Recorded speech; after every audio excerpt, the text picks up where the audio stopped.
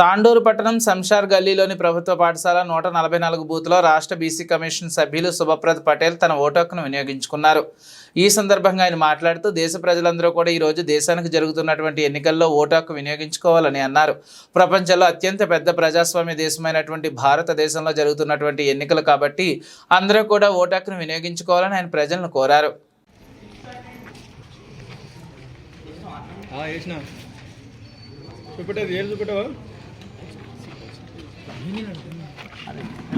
ఎండలు అవుతుంది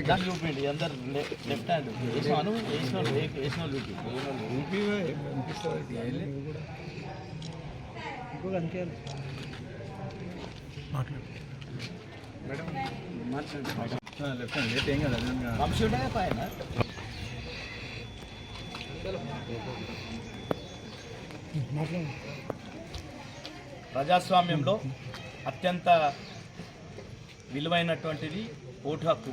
ఈరోజు తాండూరులో 144 బూత్ శంషేర్గంజ్ మండల్ పరిషత్ అప్పర్ ప్రైమరీ స్కూల్లో నా ఓటును వినియోగించుకోవడం జరిగింది.